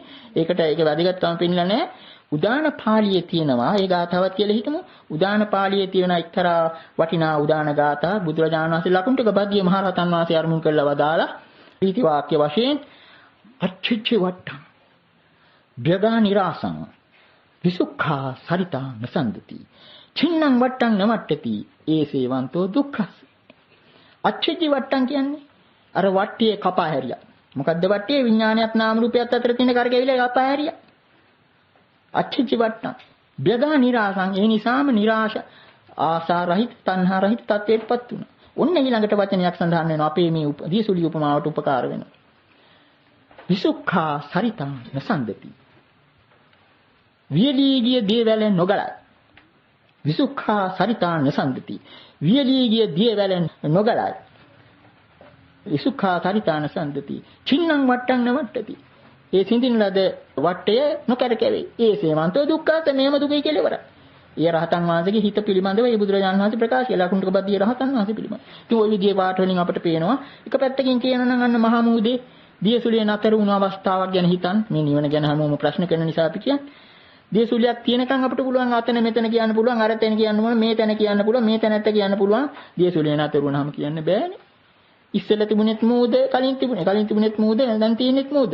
වෙනස තියෙන්නේ අර දියවැල අර මෝඩ දියවැල උත්සාහ කරා යන්න අනිත්‍ය වූ ලෝකේ නිට්ටය බවක් සොයාගෙන අය කියපු විදිහට විපරීත යම් වෙලාවක දියවැල හිඳී ගියා නම් වට්ටයත් එතනින්ම ඉවරයි. ඔය එතකොට වට්ට කතාවෙන් කිව්වොත් ඒක මුත්තවාසනාකඩ යටුවා සාහිත්‍යයේ තියෙන වෙන වට්ටයක්. ඔය අපටික සම්පාද තෝරනකොට කම්ම වට්ට කිලේශ වට්ට විපාක වට්ට කියලා ওই විදිහටයි තෝරන්නේ. ඒ වෙන වට්ට කතාවක් තියෙන්නේ. මෙන්න මේ වැදගත්ම වට්ට කතාව අතහැරලා තියෙනවා. ඔන්න එතකොට ඒ කිව්වේ දැන් මේ පිනතුට යමක් සලක ගන්න පුළුවන්. අර නිවන ගැන රහත් සිත පිළිබඳ අනාරම්මන සිත පිළිබඳව ඊළඟට අපි තවත් පැත්තක් කියමු. මේ අර උච්ඡේදවාදී ඒ චෝදනා එන නිසා. අපි කලින් අවස්ථාවක මහා තණ්හා සංකේ සූත්‍රය ගැන කියනකොට කිව්වා බුදුරජාණන් වහන්සේ ගින්නට උපමා කළ බව විඥාණය. ඒ කියන්නේ විඥාන හයක් තියෙනවනේ. ඒ චක්කු විඥාන, සෝත විඥාන ආදී වශයෙන් දන්නවනේ. මනෝ විඥානය ඇතුළත්ව ඒ විඥාන හය එක එකක්ම බුදුරජාණන් වහන්සේ පෙන්වලා තියෙනවා හරියට එක් එක් ප්‍රත්‍ය ලබාගෙන ඇති වෙන ගින්නකට. ඒ කියන්නේ ගින්නකට සමාන කළා. මොන නැවත මතක් කරගත්තොත් අසත් රූපයක් නිසා ඇතිවන විඥාණය චක්කු විඥානය. නිසා ඇතිවන මිසක් ඒක ඇහි නෑ විඥානේ, රූපේත් නෑ විඥානේ. අසත් රූපයක් නිසා චක්කු විඥානය ඇතිවෙනවා. කනත් ශබ්දයක් නිසා සෝත විඥානය. ඒ ආදී වශයෙන් ඒක එක් විඥානයකට දීපු උපමාව මොකද්ද? බුදුරජාණන් වහන්සේ හරියට දැන් ලී නිසා ඇතිවන ගින්නට ලී ගින්නේ කියනවා. දර නිසා ඇතිවෙනට දර ගින්නේ කියනවා. දහය නිසා ඇතිවෙනට දහය ගින්නෝ. නිකන් ගින්නක් කියලා දෙයක් නැහැ. හැමතිස්සෙම සුවිශේෂ ගින්නක්. ඒ වගේ මේ ඉන්ද්‍රිය විඥානාහයත් ඒ වගේ කියලා බුදුරජාණන් වහන්සේ ප්‍රකාශ කළා. නිකන් විඥානයක් කියලා දෙයක්. ඒක නිසා දැන් හිතා ගන්න තියෙන්නේ යම් දෙයක් හේතුප්‍රත්‍යයන්ගෙන් නැති වුණා නම් හේතුප්‍රත්‍ය නැති වුණ අවස්ථාවේ ඒක නිවි ගියා. ඊට වැඩි දෙයක් නැහැ. එතකොට චක්කු විඥාන, සෝත විඥාන, ඝාන විඥාන, જીවහා විඥාන, කාය විඥාන, මනෝ විඥාන කියන විඥාන හයම නිරුද්ධ වුණු අවස්ථාව. ඒකට කියන විඥානෝපසම. විඥානීය සංසිඳුණු අවස්ථාව තමයි අන්නර විමුක්තිය. ඒක උපකාර කරලා තියෙන්නේ මේ පින්නතුන් හොඳින් දන්නවා පහනක් නෙවෙයි ගියස්ටි. ඒක මේ රතන සූත්‍රයේ තියෙන ගාථාව කවුරුත් දන්නවනේ. කීනං පුරාණං නවං නත්ති සම්භවං විරත් චිත්තා ආයතිකේ භවස්මින් තේ කීන බීජා අවිරුල්ලිච්ඡන්දා නිබ්බන්ති ධීරා යථා අයං පදීප. ඒ කියන්නේ රහතන් වහන්සේ විශේෂම අවසාන අවස්ථාව ගැන හිතනවා නම් ඒ කීනං පුරාණං ඒක කොයි විදිහට තෝරන්නේ නැහැ. අතීත කර්ම ඉවරයි. නවං නත්ති සම්භවං අලුත් දේවල් රැස් කරලත් නැහැ. විරත් චිත්තා ආයතිකේ භවස්මින් නැවත භවයක් පිළිබඳ ආසාවකුත් නැහැ. තේ කීන බීජා විඥානීය ये बीजे क्षय कर विඥානේ පැලවෙන්න බෑ දැන්. තේ කීන බීජා අවිරුල්ලිච්ඡන්දා තණ්හාවල් පැනහෙන ආසාවල් පැන නගින්නේ නිබ්බන්ති ධීරා යථා අයං පදීපෝ. මේ පහන වගේ නිවි යනවා කියලා බුදුරජාණන් වහන්සේ ප්‍රකාශ කළා. මේ නිවි යාම පිළිබඳ උපමාව ඊටත් වඩා ලස්සනට බුදුරජාණන් වහන්සේ උපසීව මානව පුච්ඡා කියන ඒ පාරායන වග්ගයේ තියෙන ගාථාවක ලස්සනට කියලා තියෙනවා. අචීයථාවාත වේගේන කිත්තෝ වත්තං පලීති නෝපේති සංඛං එවං මුනි නාම කායා විමුක්තෝ අත්තං පලීති නෝපේති සංඛං. යම්සේ අචි කියන්නේ ගිනිසිල. අචීයථාවාත වේගේන කිත්තෝ වාත වේගයෙන් කල්ලු කරන ලද ගිනිසිල යම්සේ අත්තං පලීති අස්තියට යනවා කෙලවර වෙනවා. නෝපේති සංඛං හඳුන්වන්න බෑ. කොහේ ගියාද කියලා කියන්න බෑ. නැගෙනහිරද බටහිරද කියලා කියන්න බෑ. නෝපේති සංඛං එවං මුනි නාම කායම දෙසේම මුනිවරයා නාම රූප ආදියෙන් මිතුනට පස්සේ අත්තං පලීති නෝපේති සංඛං අස්තයට ගියා. ආයි භාෂා ව්‍යවහාරයට ගෙන්න බෑ. එතකොට අර ඒ අහන් හිටි උපසීව මානවකයා එයාට තේරුම් ගන්න බෑ. අත්තං ගතෝසෝ උදවාසෝ නත්ති උදාහුවේ සස්සතිය ආරෝගෝ තං මේ මුනි සාදු ව්‍යාකරෝහි තථායිතේ විදිතෝ එස ධම්මෝ. ඒ උන්වහන්සේ බොහොම භක්තියෙන් අහන නිසා ඒ ගැන සැක කරේ නැහැ. නමුත් ගෞරවයෙන් ආරාධනා කරනවා. ඇත්ත වශයෙන්ම භාග්‍යවතුන් වහන්සේ උන්වහන්සේ අත්‍යයට ගියාද? එහෙම නැත්නම් ඇත්තටම නැති වුණාද? ශාශ්වත සදාකාලික නිරෝගීව ඉන්න තත්යකටපත් වුණාද? මේ කාරණේ මට පහදලා දෙන්න භාග්‍යවතුන් වහන්සේටයි මේ ධර්මයේ තේරෙන්නේ. එහෙම කිව්වම මොන බුදුරජාණන් වහන්සේ ඊටත් වඩා පැහැදිලිව අවසාන වශයෙන් මේ සූත්‍රයේ දක්වන්නේ මේ ගාථාවයි. ඒකත් උගතුන් පටවලාගෙන තෝරනවා. අත්තං ගතස්සන පමානමත්ති යේනං වජ්ජු තං තස්සනත්ති සබ්බේසු ධම්මේසු සමූහතේසු සමූහතා වාදපතාපි සබ්බේ. ඒ කියන්නේ අත්තං ගතස්සන පමානමත්ති අස්තේට ගියේ රහතන් වහන්සේලා පිළිබඳව ප්‍රමාණ කරන්න බෑ. මැනීමක් නෑ, ගිනීමකුත් නෑ, මැනීමකුත් නෑ. නපමානමත්ති යේනං වජ්ජු තං තස්සනත්ති. යමක් නිසා ව්‍යවහාර කරන්නද? යමක් නිසා ව්‍යවහාර කරනවද? එය ඔහුට නැත. විවහාර කරන්නේ නාම රූපේ නිසානේ. එතකොට නාම රූපේ නැහැ කියන එකයි ඒක. යමක් නිසා ව්‍යවහාර කරද්ද එය ඔහුට නැත. යේනං වජ්ජු තං තස්සනත්ති සබ්බේසු ධම්මේසු සම්මුහතේසු සියලුම සිතට අරමුණු වන ධර්මයන් ඔක්කොම මුලින් උපුටා දැම්මට පස්සේ අර ඒ ධර්මයන් තමයි අර කියපු අර ලේඛනයේ තියෙන අරමුණු. සබ්බේසු ධම්මේසු සමූහතේසු සමූහත වාදපතාපි සම්පි. සියලුම වාදපතයන් කියලා කියන්නේ ඔය දැන් තර්කකාරයෝ නගන ඔය නොයෙකුත් උබතෝ කෝටික ප්‍රශ්න චතුස්කෝටික ප්‍රශ්න ඔක්කොම හේදිලා යනවා. වාදපද ඔක්කොම ඉවරයි. ඒවා තියෙන්නේ ඇත නැත දෙක තුල හිර වෙලායි තියෙන්නේ තර්ක ශාස්ත්‍රය. ඒකයි අතක්කාවචර කියන්නේ. ධර්මයේ අතක්කාවචර කියන්නේ ඒකයි. නිවුණු ගින්න වගේ මේක බහම පැහැදිලි පිළිතුරක්. නමුත් මේ උගත්තු මේවා උල් කරගෙන නමුත් ඇතැම් විට බෞද්ධ දාර්ශනිකින් මේක තේරුම් ගත්ත බව පේනවා. ඇතැම් දාර්ශනිකින් ඔය මේ පින්නතුන්ට ඉතින් අපි මේ කන පිනවන්න කියනවා නෙවෙයි. නමුත් සෞන්දරානන්ද නැමැති ඒ මහා ඒ ශ්‍රේෂ්ඨ සංස්කෘත කාව්‍යයේ අශ්වඝෝෂ කවියා, ඒ මහා දාර්ශනිකයෙක් අශ්වඝෝෂ කවියා මේ කියාපු මේ පහණේ උපමාව හිතාමත්ම ලස්සනට ප්‍රකාශ කරලා තියෙනවා. දීපෝ යථා නිර්වෘතිං අභ්‍යුපේතෝ නෛවාවනින් ගච්ඡති නාන්තරීක්ෂම් දිශාන්න කාංචිත් විදිශාන්න කාංචිත් ස්නේහක්ෂයාත් කේවලමේති ශාන්තිං එවං කෘති නිර්වෘතිං අභ්‍යුපේතෝ නෛවාවනින් ගච්ඡති නාන්තරීක්ෂම් දිශාන්න කාංචිත් විදිශාන්න කාංචිත් ක්ලේශක්ෂයාත් කේවලමේති ශාන්තිං. මේකේ තේරුම ඒ කවියා කියන්නේ අර උපමාවම තමයි. දීපෝ යථා නිර්වෘතිං යම්සේ පහන නිවි ගියා කල්හි නෛවාවනින් ගච්ඡති නාන්තරීක්ෂං ඒ පහන් දැල්ල පොළවට ගියෙත් නෑ, අහසට ගියෙත් නෑ. දිශාන්න කාංචිත් විදිශාන්න කාංචිත් දිශාවලට ගියෙත් නෑ, අනුදිශාවලට ගියෙත් නෑ. ස්නේහක්ෂයාත් කේවල මේති ශාන්තිං හුදෙක් තෙල් අවසන් වීම නිසා නිවිගියා. ඊළඟට උපමාව දෙනවා. ඒවං කෘති නිර්වෘතිං අභ්‍යුපේතෝ එසේම කෘති කියන්නේ කතකරණීය රහතන් වහන්සේ. එසේම රහතන් වහන්සේ නිර්වෘතිං අභ්‍යුපේතා නිවනට ගිය රහතන් වහන්සේ නිර්වෘතිං අභ්‍යුපේතෝ නෛවාවනින් ගච්ඡති පොළොවට ගියෙත් නැහැ, අහසට ගියෙත් නැහැ, දිශාවට ගියෙත් නැහැ, අනුදිශාවට ගියෙත් නැහැ. ක්ලේශය ක්ෂය කිරීම නිසා හුදෙක් ශාන්තියටපත්. ඉතින් මේ තුලින් මේ පින්නතුන්ට පේනවා අපි පටිච්චසමුප්පාදයෙන් පටන් ගත්තට පටිච්චසමුප්පාදය ඉබේටම සම්බන්ධ වෙනවා නිවන පිළිබඳ කතාන්තරේ. නිවන කියන එක තේරුම් ගන්න බෑ පටිච්චසමුප්පාද පිළිබඳ අවබෝධය නැතිව. ඒක නිසා මේ අවස්ථාවේ දේශනාවට එකතු කරන්න කල්පනා කළා. අවිශේෂ පණිවිඩයක් මේ බොහෝ දෙනා දන්නවා, සමහරුන් දන්නවා. මේ දේශනා අහන අයට උපකාරී වීමට දැන් මේට අවුරුදු 20කට විතර කලින් නීතිරිගල නිස්සරණ වණේ වැඩ වාසය කරන අවස්ථාවක යෝගාවචර සංඝයා වහන්සේලා පිරිස වෙනුවෙන් අපි නිවන නිබ්බාන යන මාතෘකාව යටතේ දේශනා 33ක් පැවැත්තුවා. වර්ෂ ගණනාවකට පස්සේ කොළඹ ධර්මග්‍රන්ථ මුද්‍රණ භාරය මගින් ඒ දේශනා 33 වෙළුම් 11කින් නිකුත් කරලා තියෙනවා. දැන් බොහෝ දෙනා කියවලක් තියෙනවා. ඒවා ඉංග්‍රීසියට නඟලා අවසාන. ඊළඟට මහනුවර ධර්ම ශ්‍රවණ මාධ්‍ය භාරය ඒ දේශනා අපේ මේ දේශනා කණින් අහන අය සඳහා සංයුක්ත තැටිවලට සතිගත කරලා ඉංග්‍රීසියවත් එක්කම දැන් ලෝකයේ පුරා බෙදා හරිනවා. එතකොට ඒ දේශනා මාලාව පැවැත්වූ කාලේ අවුරුදු 20කට කලින් අපි නිවන අරමුණු කරලා පටන් ගත්තා. පටිච්චසමුප්පාද ගැනත් යම් දේ කියුණා. දැන් මේ අවස්ථාවේ පහන් කනුව පටිච්චසමුප්පාද දේශනා මාලාවක් බවට දැන්පත් වෙච්ච අවස්ථාව මේ පස්වෙනි දේශනාවයි. කෙතෙක් කියවේද කියලා මට හරියට කියන්න බෑ. ඒක කාලය විසින් තීරණය කරනු ඇත. එතකොට මේ දේශනා මාලාවේදී අපි පටිච්චසමුප්පාද ශීර්ෂයෙන් නිවනක් කියන්න වෙනවා. එතකොට මේ දෙකේ එකිනෙකට සම්බන්ධ බව තවත් හෙළි වෙන පොඩි කතාන්තරයක් කියන්න. කතාන්තර නෙවෙයි, ධර්මයට අදාළ දෙයක්. මේ පින්නතුන් අහලා තියෙනවා අය දැන් බුදුරජාන් වහන්සේ සම්බෝධියෙන් පස්සේ ධර්ම ගැඹීරතාව ගැන සැලකුව බව. අර බ්‍රහ්මයා විලා ආරාධනා කරන්න කලින් බුදුරජාණන් වහන්සේ ප්‍රකාශ කරන ආර්ය පරියසන සූත්‍රයේදී තමන්නේ මේ මහා පරම ගම්භීර වූ දුර්දර්ශ වූ දුරනුබෝධ වූ ගම්භීර ශාන්ත වූ ප්‍රණීත වූ මේ පුදුම ධර්මයේ තේරුම් ගත්තට පස්සේ කල්පනා කළ මේ ලෝකයා කොහොමද මේක මේ ගැඹුරු ධර්මයේ තේරුම් ගන්න කියලා. එහෙම සලකන අවස්ථාවේ උන්වහන්සේට පෙනී ගියා ස්ථාන දෙකක්, කාරණා දෙකක් ලෝකයාට තේරුම් ගැනීමට අපහසු. එකක් ඉදප්පච්චයතා පටිච්චසමුප්පාද.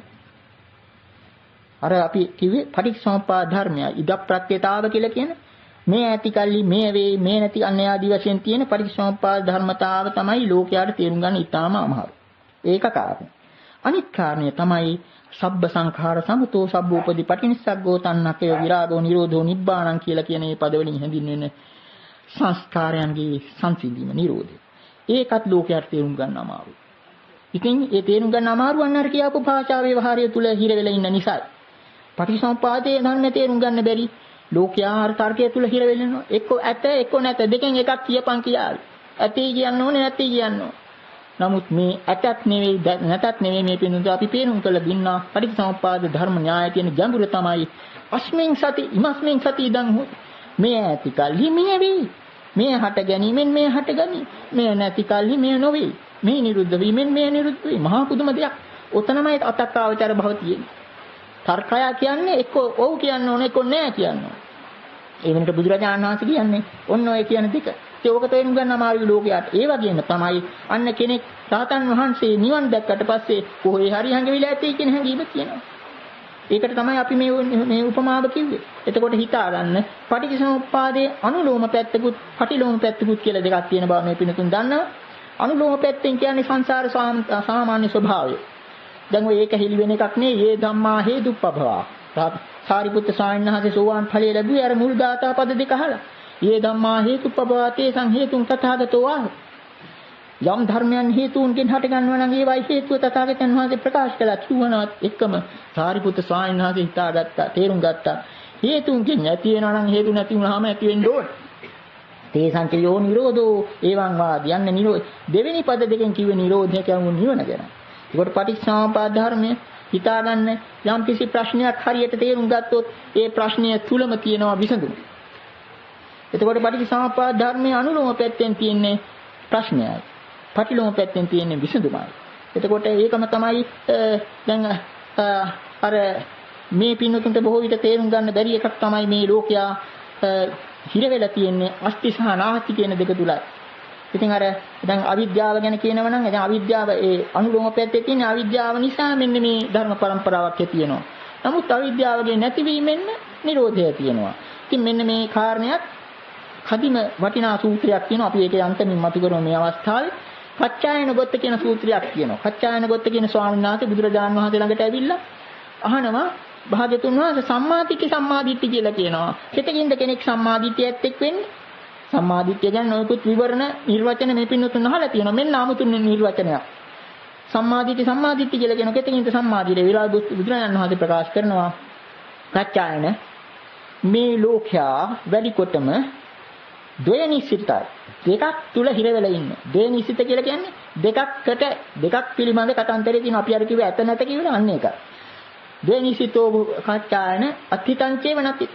අස්තිත්වයේ නාස්තිත්වයේ කියන දෙක තුලයි ලෝකයා ඒ අන්ත දෙක තුලයි ඉන්නේ. එහෙම කියලා බුදුරජාණන් වහන්සේ මැදුම් මඟට ගන්න හැටි පෙන්눔 කරනවා මේ විදිහට. ලෝක සමුදයං කෝ කච්චායන යථා භූතං සම්මප්පඤ්ඤාය පස්සතෝ. යා ලෝකේ නත්ථිතා සානහෝති. කච්චායන ලෝකේ හටගෙන ආකාරයේ යථා භූත වශයෙන් දකින විදර්ශකයාට ලෝකේ නාස්තිත්වය කියලා කියන නිරෝධ ලෝකේ නැති කියන හැඟීම නැති වෙලා යනවා. ඒක පැත්තක්. ඊළඟට කියන ලෝක නිරෝධං කෝ කච්චායන යථා භූතං සම්මප්පඤ්ඤාය පස්සතෝ යා ලෝකේ අත්ථිතා සානහෝති. ලෝක නිරෝධය නැවත දිසා බලන්න තේරෙනවා. ඒක දිහා බලන කෙනාට ලෝකයේ අස්තිත්ව කියලා අන්තයට ගන්න බෑ. ඔන්න අන්තද්දයෙන් මිදින හැටි. එතකොට ලෝකයා කියන්නේ ඒකාන්තයෙන් තියෙනවා.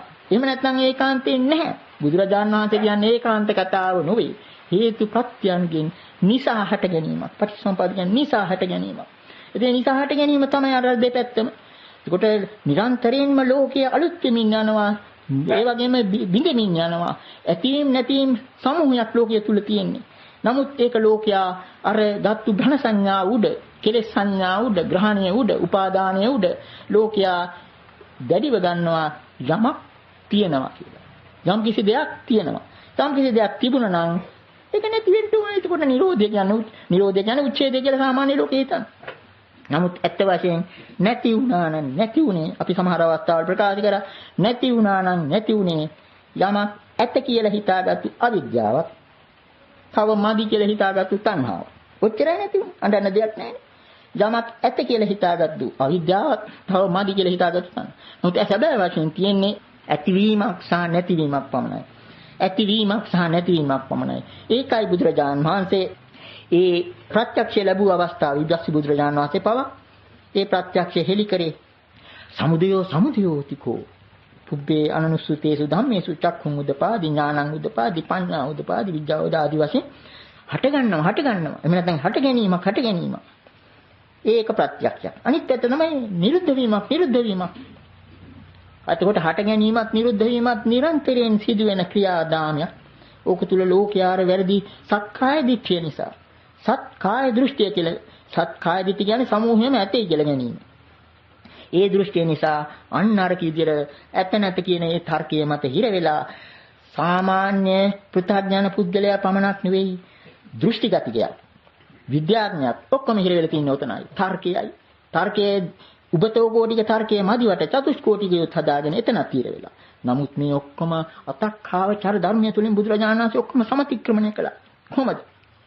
අන්න අර ඇතිවීම නැතිවීම කියන එක ප්‍රත්‍යක්ෂ අවබෝධය තුලින් ඒක දැක අවස්ථාවේ මෙතන අස්ථාවරයක් ගන්න බෑ ඇතේ කියලාවත් නැtei කියලා. මේක මේ පින්නතුන්ට තේරෙන මට්ටමින් කියත් අපි යම් අවස්ථාවක කරණියෝන දේශනාවල පොඩි උපමාවක් දුන්නා. උපමාවලට නෙමෙයි බෝධනා කැමති. ඒක තේරුම් ගන්න මේ මං හිතන්නේ පහසු වෙයි. ඔය දැන් සමහර විට ඔය සාපුවල එහෙම තියෙනවනේ ඔය මේ ඒ යන අය හිත ඇද ගන්න දේවල් පිටට පෙන්වන්නේ. ඔය සමහර විට තියෙනවා සාපුවල දැන් කාලෙත් තියෙනවද මන් දන්නේ. ඔය ඉස්සර තියුණා. ඔය කේතලයකින් වතුර වැක් කෙරෙනවා මේ මොකක් හරි භාජනයකට අපි හිතමු බේසමකට සාප්පුවේ එළියට ඇවිල්ලා බලනකොට පිටින් ඉන්න පෙනාට පේන්නේ කේතලෙන් වතුර වැක් කෙරෙනවා කෙලවර වෙන්නේ නැහැ.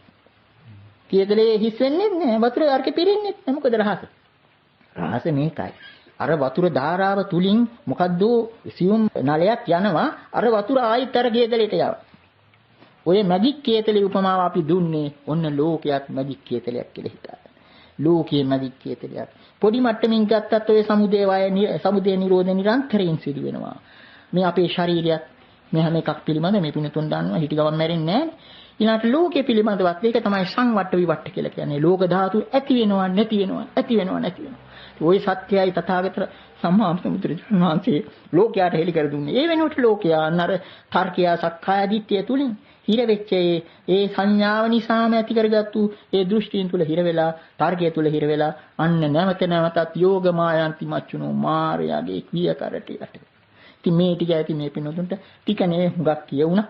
ඉතින් කෙසේ හෝ වේවා අපි හිතනවා අර මම අර කිව්වේ මොනේ අකාට හරි තේරේවා කියන අදහසින් මේ ගැම්මට කියන්නේ. ඒක මේ කැහැරි මම කියන්න බලාපොරොත්තු වෙනවා. ඉතින් මේ පින්නතුන් මට සමාධිය බද්ධනය කරන්න ඕන අර දේවතාවට කිව්වා වගේ නියම් දෙයක් නොතේරෙනවා නම් මේ යම් අවස්ථාවක මේ සංයුක්ත තැටි අහනකොට තේරෙන්න පුළුවන්. ඉතින් අද දවසේත් මේ වෙනදා වගේ මේ පින්වත් පිරිස යම් වටිනා ශීලයක් සමාදන් වෙලා නිවන් අදහසින් තම තමන්ගේ බණ භාවනා කටයුතු කරන්න ඇති මේ ධර්ම දේශනාවත් මේ පින්නතුන්ට ඒ බලාපොරොත්තු වෙන උත්තමාර්ථයට ලං වීමට උපකාර උපනිශ්‍රය වේවා කියලා ප්‍රාර්ථනා කරමු. එසේම මේ විශ්වයම් තාක් අවීචේසිත අගනිට දක්වා යම් තාක් සත්‍ය කෙනෙක් ධර්ම දේශනාවේ ධර්ම ශ්‍රවණමය විශේෂ අනුමෝදන් වීමට කැමති වෙන අනුමෝදන් වීම තුලින් ප්‍රාර්ථනීය බෝධිකින උතුම් අමාමහණි වෙන සැනසෙත්වා ප්‍රාර්ථනා කරමු. මේ ගාථා කියන්න එත්තාවතා චම්හි සම්පතං පුඤ්ඤ සබ්බේ දේවානුමෝදන්තු සබ්බ සම්පත්ති සිද්ධි සබ්බේ දේවානුමෝදිत्वा බුද්ධන්තු අමිතං ආකාශට්ඨා දිමුම්මඨා දේවානාගා මහිද්దికා පුඤ්ඤන්තං අනුමෝදිत्वा චිරං රක්ඛන්තු ශාසනං ආකාශට්ඨා දිමුම්මඨා දේවානාගා මහිද්దికා පුඤ්ඤන්තං අනුමෝදිत्वा චිරං රක්ඛන්තු දේශනං ආකාශට්ඨා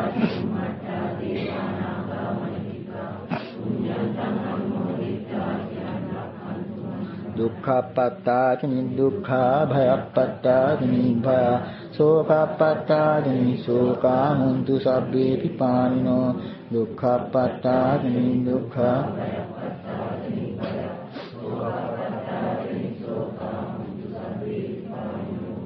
දුක්ඛපත්තානි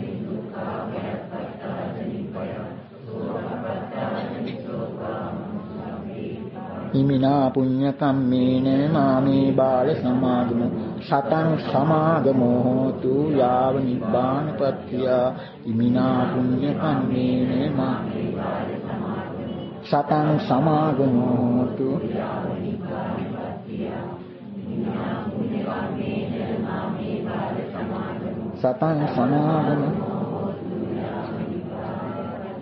සබ්බීතියෝ විවජ්ජන්තු සබ්බ රෝගෝ විනාශතු මාතේ භවත්වන්තරායෝ සුඛී දීඝායුකෝ භව භවතු සබ්බ මංගලං රක්ඛන්තු සබ්බ දේවතා සබ්බ බුද්ධානුභාවේන සදා සොත්ති භවන්තු තේ භවතු සබ්බ මංගලං රක්ඛන්තු සබ්බ දේවතා සබ්බ ධම්මානුභාවේන සදා සොත්ති භවන්තු තේ භවතු සබ්බ මංගලං රක්ඛන්තු සබ්බ දේවතා සබ්බ සංඝානුභාවේන සදා සොත්ති භවන්තු තේ අභිවාදන සීලිස නිච්ඡං වද්ධා පචායිනෝ චත්තාරෝ ධම්මා වඩ්ඩಂತಿ ආයුවන්නෝ සුඛං බලං ආයුරාෝග්‍ය සම්පatti සග්ග සම්පatti නීවච අතෝ නිබ්බාන සම්පatti මිනා ජතු. ශ්‍රද්ධාවන්ත පින්වතුනි, මෙම ධර්මදේශනාව නොමිලයේ පින්වතුන් අතරට පත් කිරීම අපගේ